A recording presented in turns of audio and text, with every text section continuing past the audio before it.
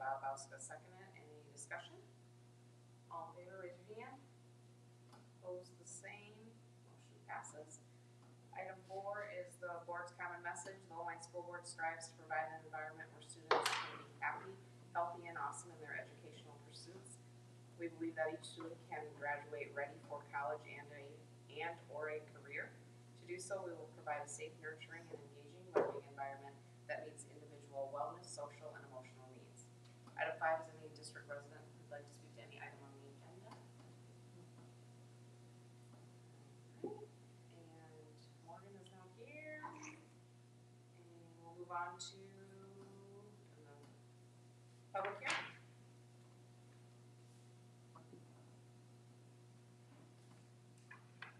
I see there's a lot. Yeah. Michelle, is this? Chloe, do we get any comments about the Fy23 budget? No. Is Morgan presenting or sharing today? I haven't heard from her.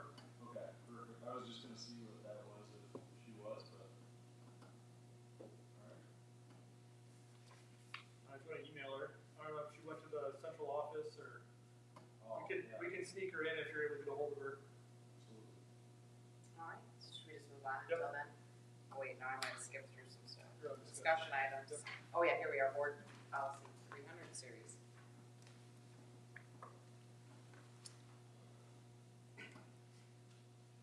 So the 300 series is the overarching administrative policies that are for superintendent of schools, superintendent qualifications, function of superintendent, evaluation of superintendents, and then building administrators, building associate administrators, and then salary, insurance, moving expenses, payment of professional dues, employment conditions, vacation, and then central office staff.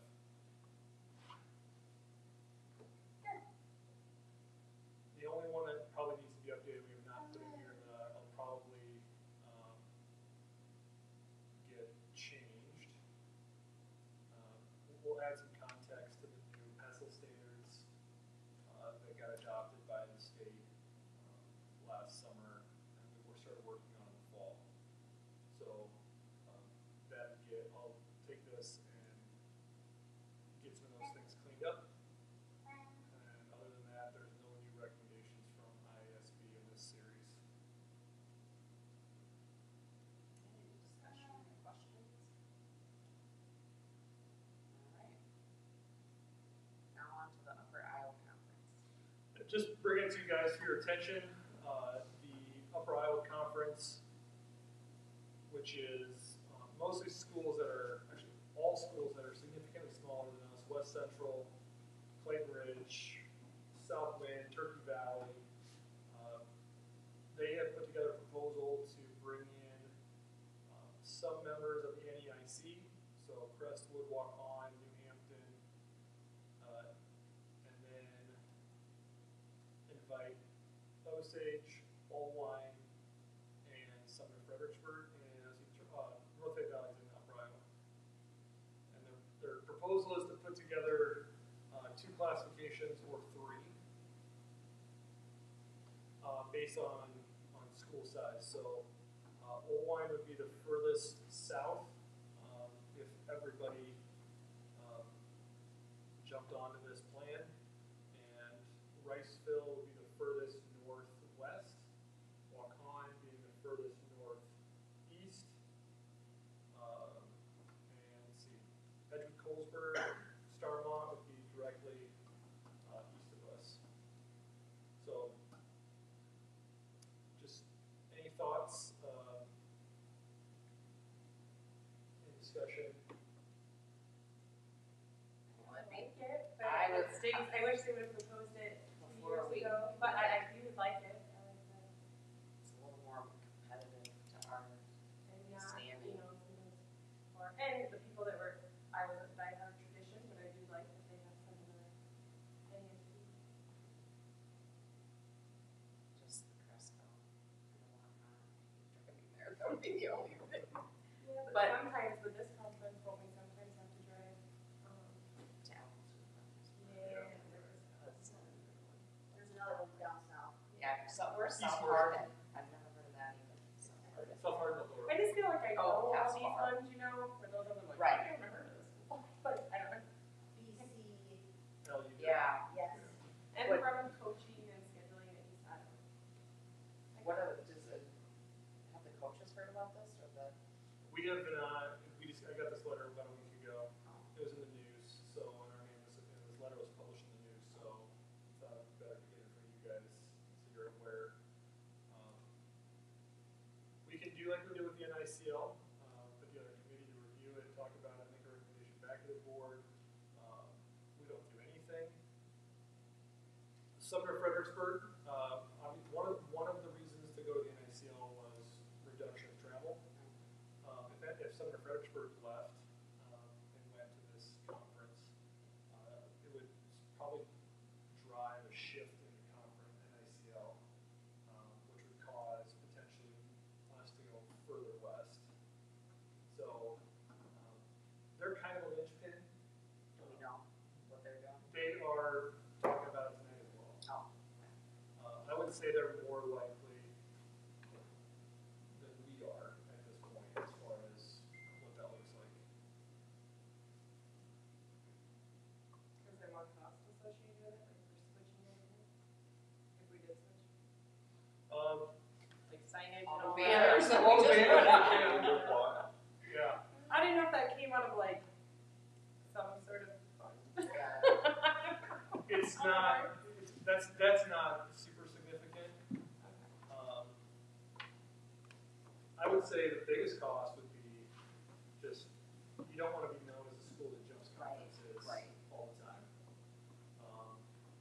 But, you know, if it's best for our kids, it's best for our community, and you did it once, and you hope that this is going to be a forever decision, then it's fine. I know that gets to be contingent on what the other schools do. No matter A what. lot of contingent on there, right? Right. Because I mean, if we went that way and nobody else did, Yeah. that doesn't probably bode well either way. I think that we would be, if they can't make this work with the Crestwoods, Walk-Ons, and Hamptons, North Bay Valleys, it's probably a bad decision because we would get almost no, I mean, there's a lot of like 6-quarter games and stuff from Southwind, Clayton Ridge, Postville. They don't have as many lower level teams. Yeah, This they year we had freshman, JV, and varsity, you know, for volleyball and basketball, baseball.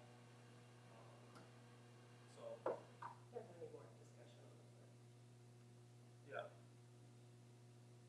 And it's interesting just because it requires so many things to go and all happen at the same time. But we can certainly talk about it more. We can talk with the coaches about it.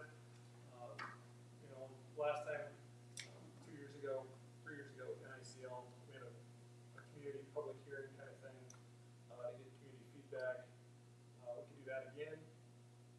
So I put on the agenda to see if you guys were interested or wanted to learn more or just give feedback.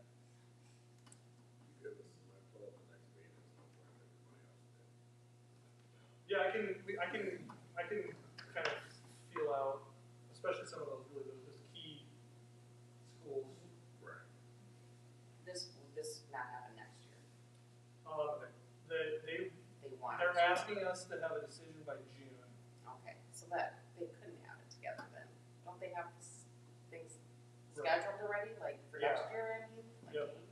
Yeah, so here's their proposal. Football's not involved in this. It's that it would be deadline Oh, to here we submit a go. request is June 1st, and then Okay, so that wouldn't be next year, it would be the year Right. after.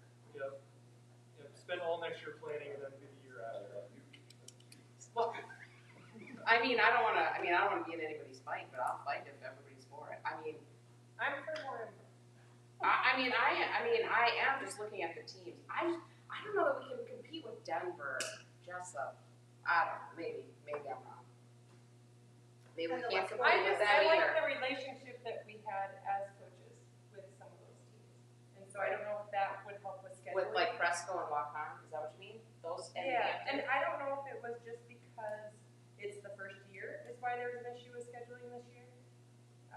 when I wish that Jane was here, sorry, Beth, I don't wanna speak for her, but it seems like sometimes there's a little issue with some scheduling this year, because we didn't have that relationship with some of those other coaches and ADs, but You know how it is. with these guys, we kinda already know them. Once you're in a while, it's just like, okay, who do we play this time of year? It's always this.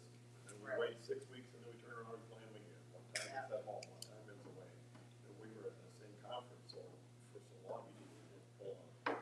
Right. You just knew by looking at the calendar where you're gonna be. And we just don't have that familiarity now.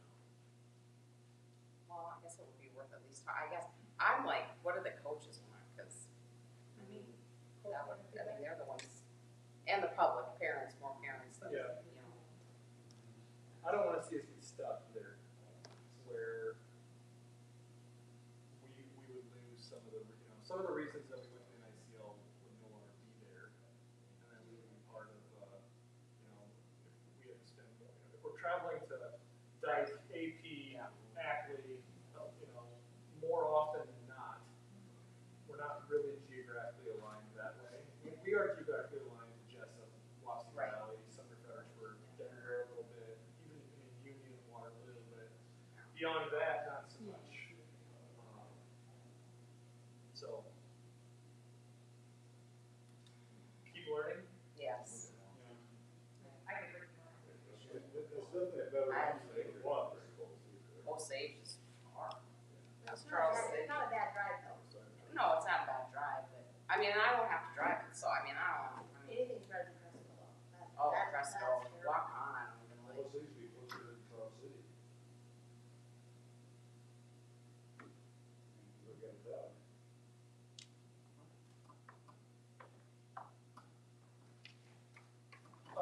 I can bring back a significant amount more information Yeah. at our April meeting, and we can, at that point, Yep. decide if we want to get active. Does that sound okay?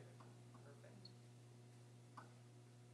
Alright, we are on to our, yeah, we have enough. Consent agenda items. I move we approve the consent agenda items as presented. Bob Call made the motion and Aaron seconded. Any discussion? All in favor, raise your hand. Opposed, the same. Motion passes. Item 11 is to approve the first reading of Board Policy 200 series. No changes, just continue to digitize and move to a more friendly platform. Recommend approval.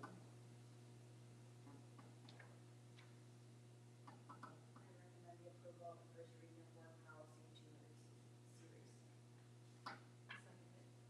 Aaron made the motion and Erica seconded to approve the first reading of Board 200 policy.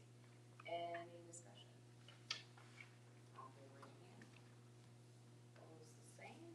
Motion passes. B is to approve the fiscal year 2023 budget.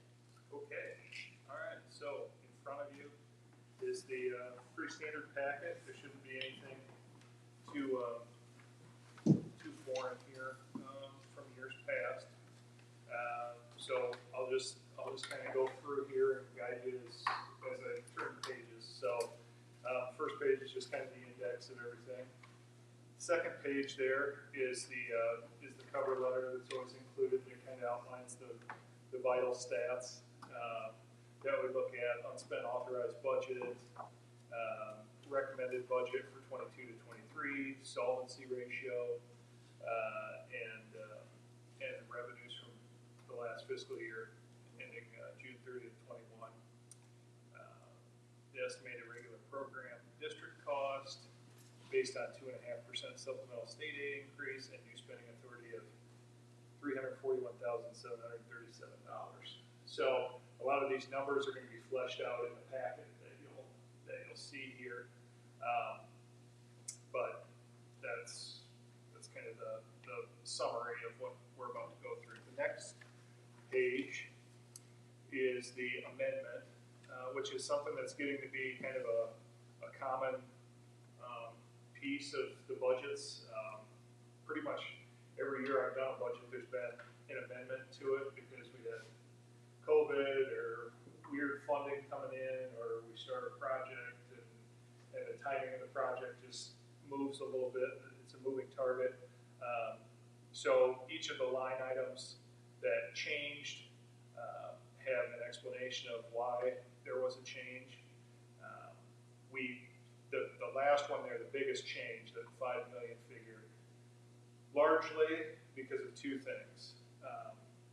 We spent less bond money in the year ending June 30th of 21, and more of it we're projected to spend more of it in the year ending June 30th, 22. So it was money we borrowed on the bond. The invoices from the contractors and stuff didn't come in as high of a volume in last year as we thought. There were more this year. So that's the increase there. And then also the storm recovery. So that was all insurance money that comes in, besides our deductible, $5,000, the insurance money all came in there, and that was almost $1.5 million there. So that's the lion's share of it. And like I said, the numbers all kind of flesh out here as we go through the pages. I'll come back to that, but just keep that in mind. That's where the lion's share of that $5 million comes from. The next page outlines our tax rate. This is what was published in the paper. It outlines a proposed property tax rate of 13.82491. Goes out to 5 places there, but that is a decrease year over year. So from 1394 to 1382. So just a little bit of context, real quick. Sorry. Sure. Especially for our newbies, that last page, we are statutorily required if our year-ending budget, so the budget we're in now, FY22, if we are projecting the year-end to be 10% different, greater or less than what we published a year ago, we are required to republish the re-estimate of what we think we're going to end at in FY22. Not that we're not good or trying to do our jobs, but things like tornadoes, where you get new money in and new money out, that just automatically is going to make you have to republish your budget. And so it actually is something that we actually plan on every year, even though in some years you maybe don't even have to re-estimate and republish and redo it. It's a really healthy exercise for us to go through, to re-estimate, republish, and then resubmit an FY22 published budget. Sorry. No, that's good context. All right, so then the next page is the budget guarantee resolution. This is a just in case per ISPIS guidance. So our school finance, basically advisory team council is ISPIS. They always recommend doing this even if you don't have money to guarantee against, which the next page will explain. I apologize for the size of the font there. It's very small, but there's only 2 columns here that I'm going to point out. One is the budget guarantee. It's located about 2/3 of the way over there. There's a 0 under that. It's a dash.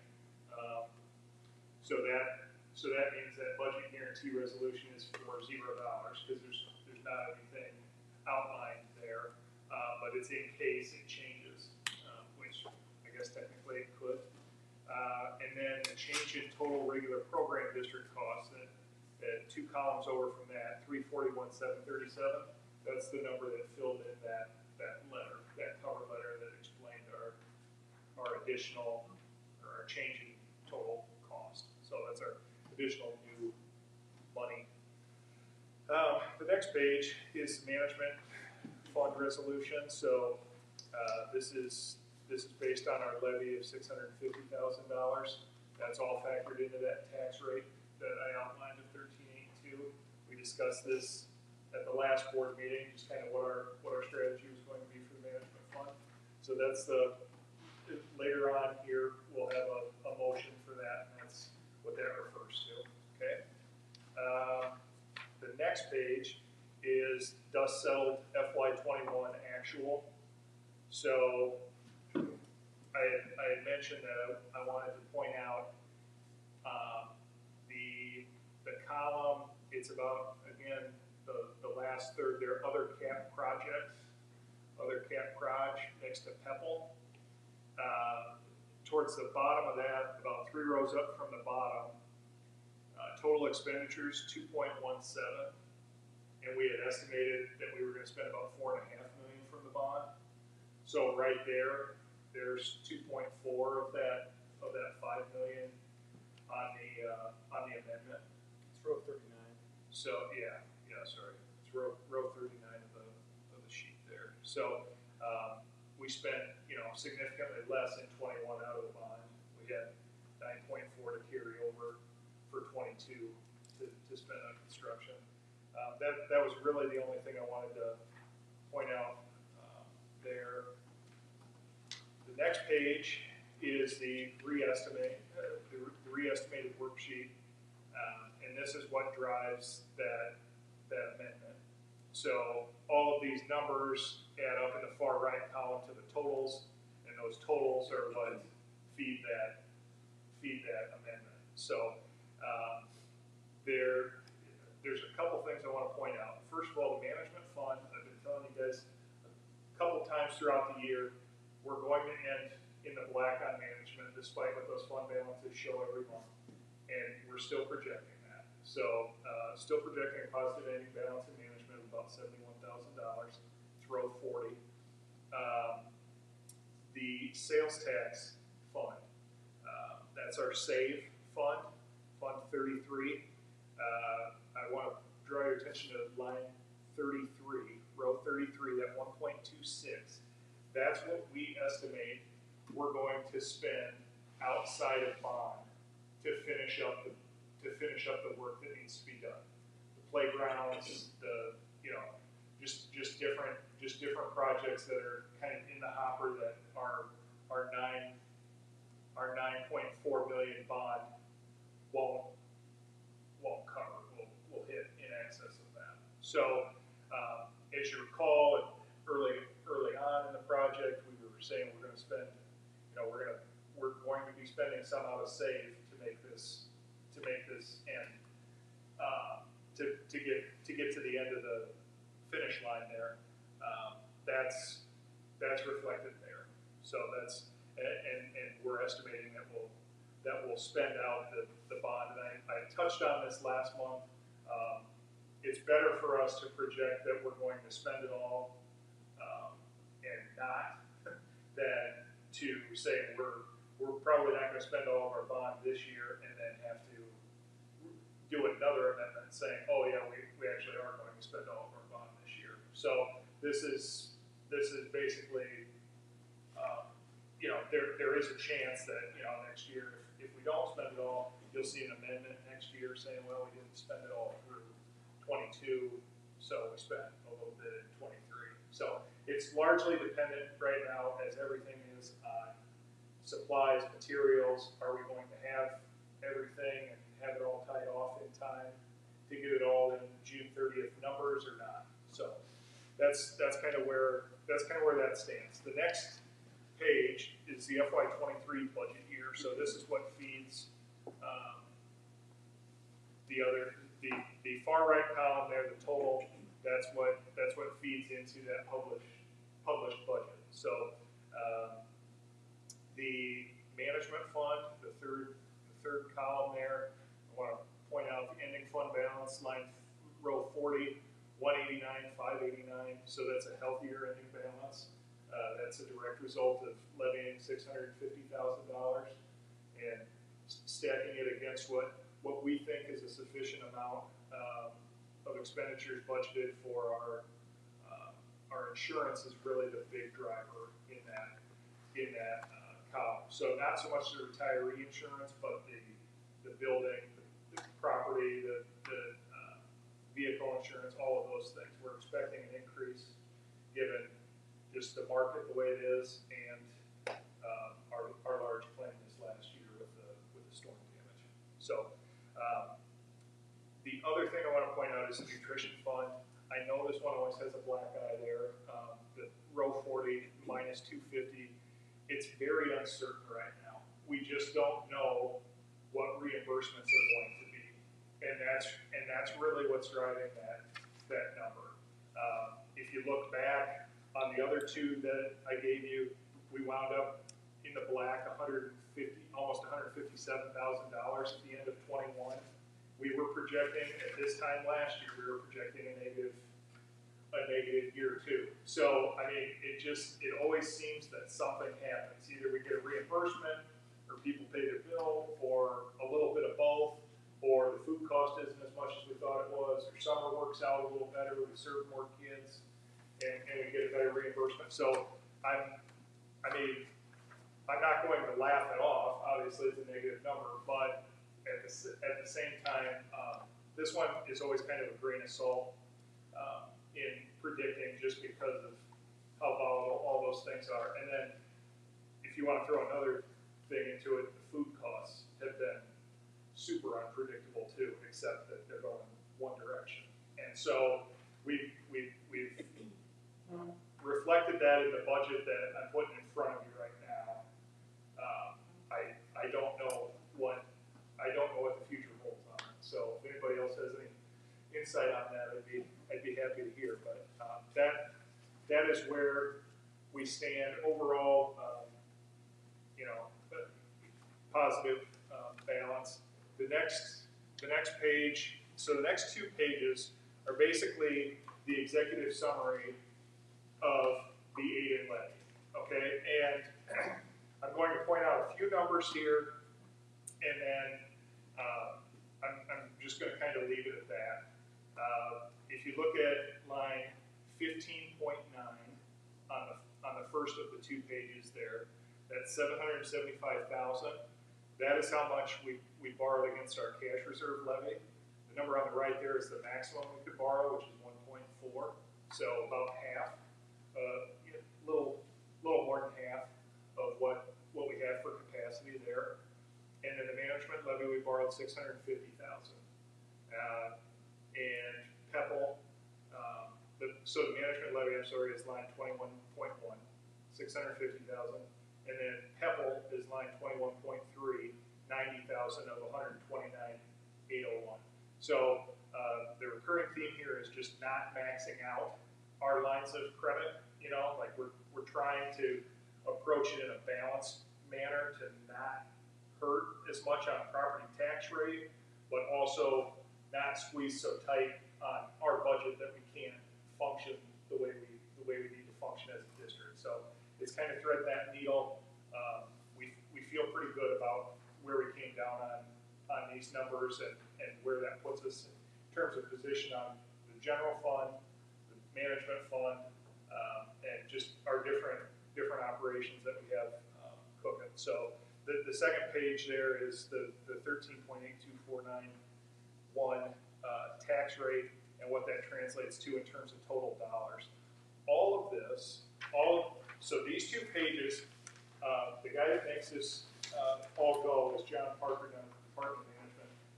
He's a wizard with spreadsheets, and this summarizes what are the next, I don't know, probably 10 or 12 pages of aid and levy. And this is line by line. You can go in here and see exactly how everything is calculated. Suggested if you're having trouble falling asleep, this is always a quick cure for that. For a lot of folks, it is interesting to people like me, but I'm not going to try to dress it up. So it is what it is. I'm giving you the executive summary on top of it because that kind of gets to the quick hitter, coffee shop type talking points. So those are those pages, and then the last page has always been included since I've been here. It's our saved distribution. So this is the Fund 33. This is generated off of sales tax revenue. It's basically Ojai School District's cut of the state sales taxes. So you can see our distribution payments there. Another, we have another 2 months of $115,000, and then May through July it's $112,000, and that wraps up the that wraps up fiscal year 22, and then we enter 23. So, and we estimated, I would say, Josh, you can chime in if you think otherwise, but I think we estimated pretty conservatively of what we see the sales tax revenue, the state revenue being in 23. Just, it's a little unstable, it's a little scary to branch too far out. We're right at where we were this year in sales tax revenue. So in terms of forecast. So now I open it up to questions. So sorry, I know I threw a lot at you there, but I just wanted to buzz through it and go from there. Do they purposely cut back the distribution towards the end of the school year? Is that for the summer months? Is that why they do that? Or? Yeah, I think so. I mean, I think they try to front load it so that you know they know how districts spend. So you know, I mean, your supplies and your big buys for classroom and stuff like that are in the fall when the teachers are getting back and getting in the classroom. So, but it is a pretty even distribution. But yeah, you're right. It's front loaded for sure. Yep.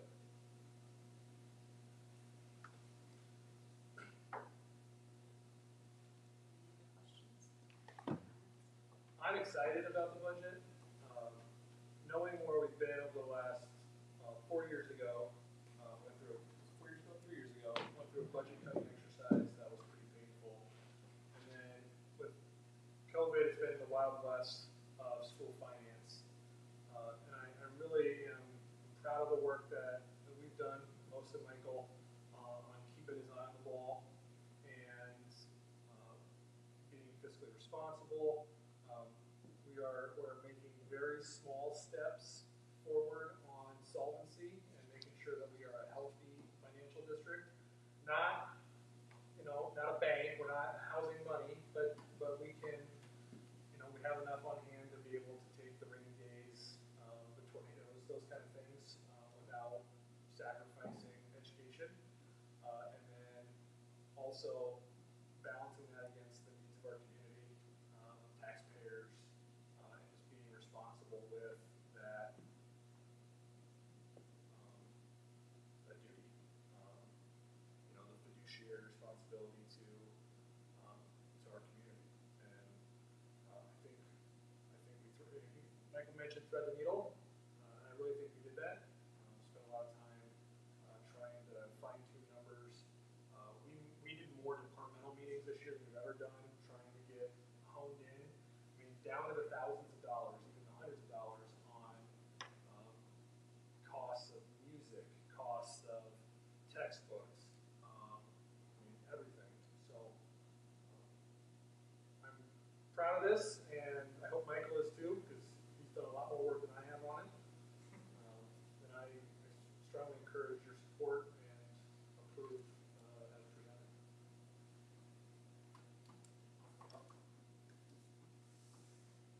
I'll make a motion to approve the 2023 budget.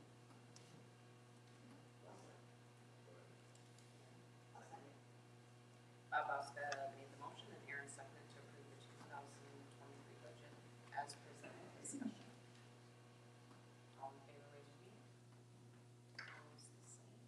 Motion passes. C is to approve the management resolution. So this is that part just saying that we're levying $650,000 to fund the management fund for next year. It is a roll call vote, so, and then I will fill it in, and Candace, I will get it to you for Diane to sign. So, recommend approval. I'll make a motion to approve the management resolution for $650,000. Aaron made the motion and Joni seconded to approve the management resolution as presented. Discussion. All right, roll call. Bob Bowska. Yes. Erica. Yes. Aaron. Yes. Joni. Yes. Yes. Candace. Yes. Motion passes. D is the budget guarantee resolution. Okay. So this is same deal. This is more of a safeguard. Just the anticipated amount is 0 for FY23, but it's type of deal, roll call vote as well, so.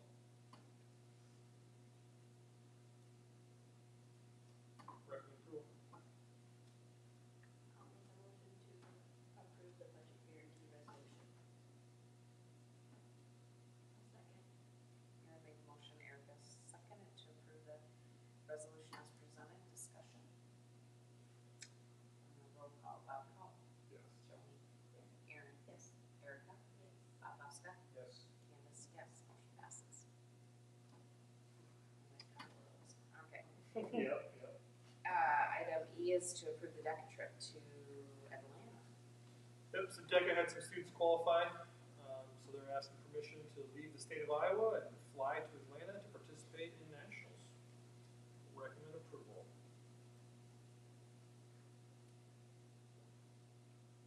I'll make the motion to approve the DECA request to travel out of state.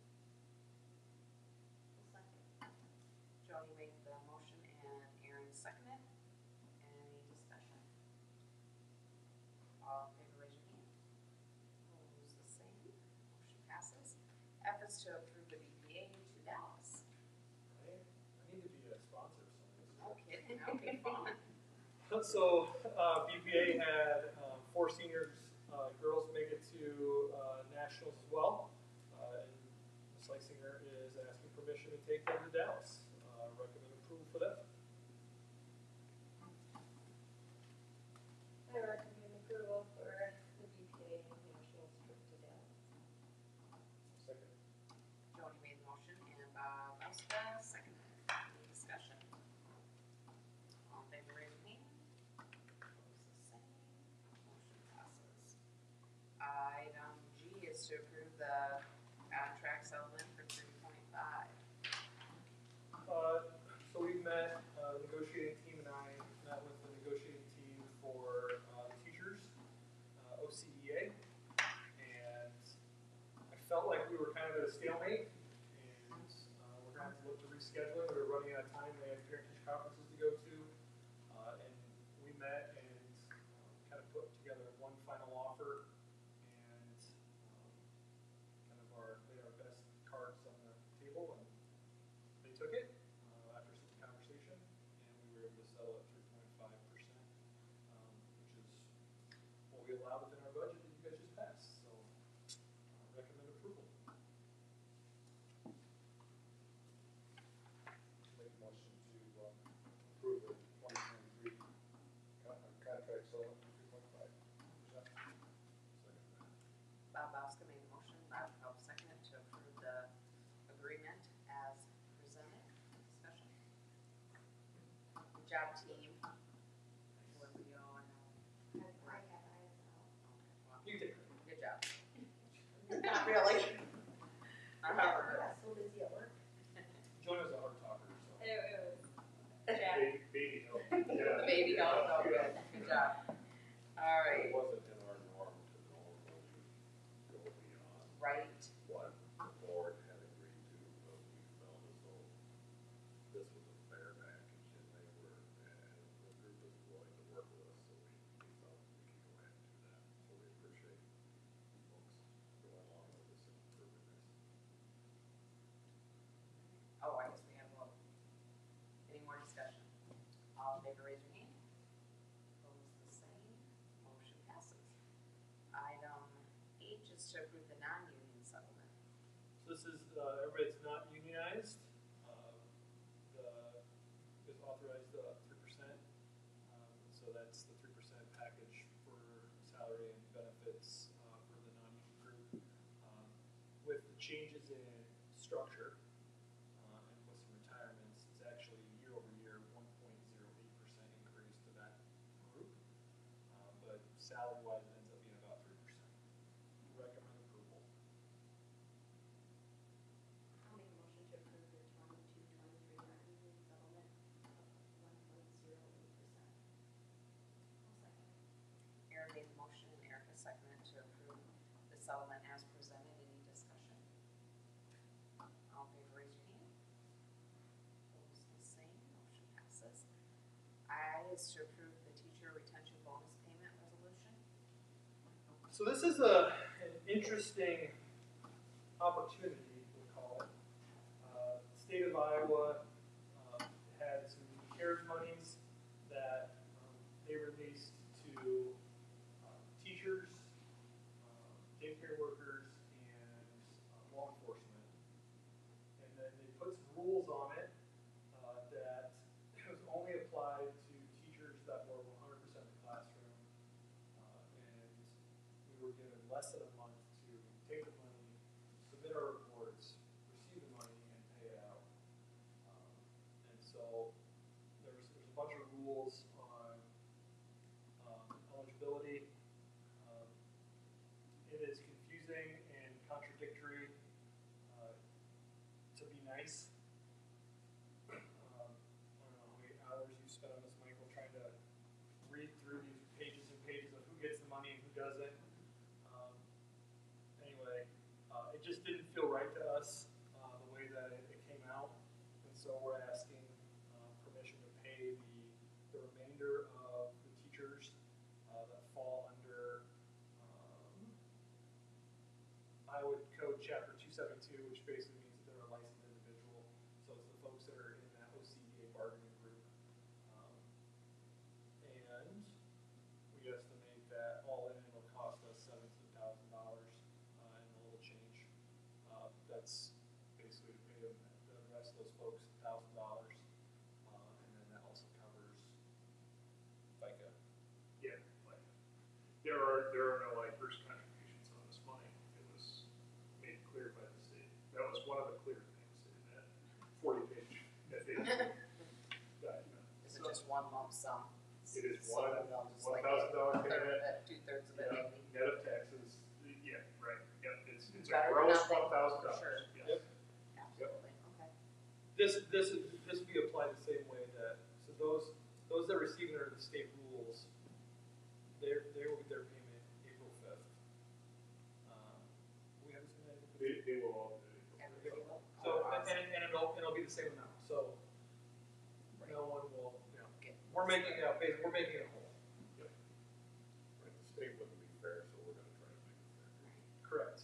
Good way to say At our expense. it. Correct.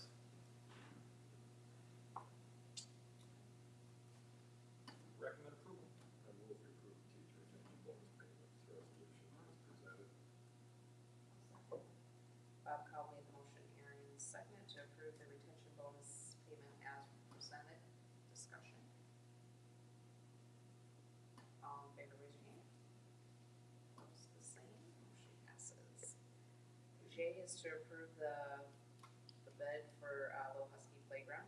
Yep, this is just so we can go out and get bids to tear down the current playground and then regrade it and then do some concrete work, and there has to be some curbing put in.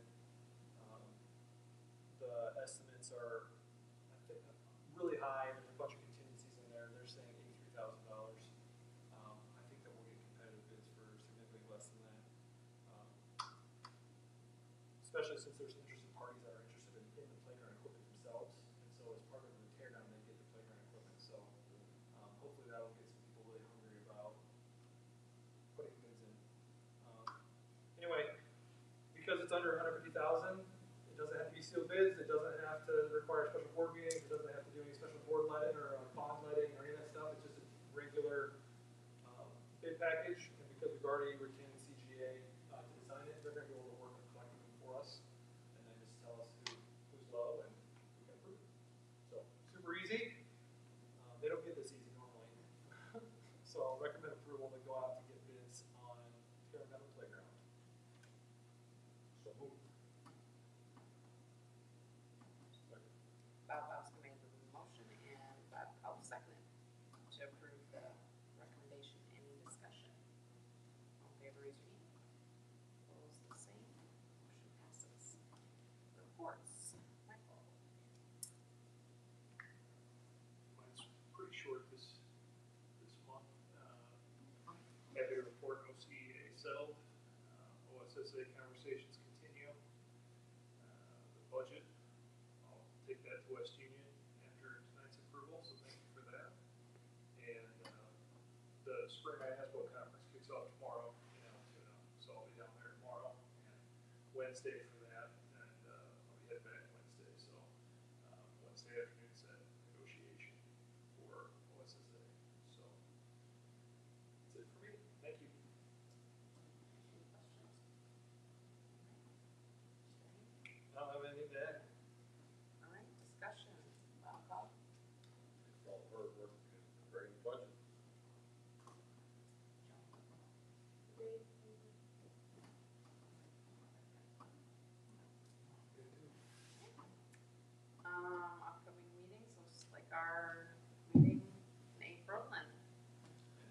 So we were at Business Center 5 from OCAD.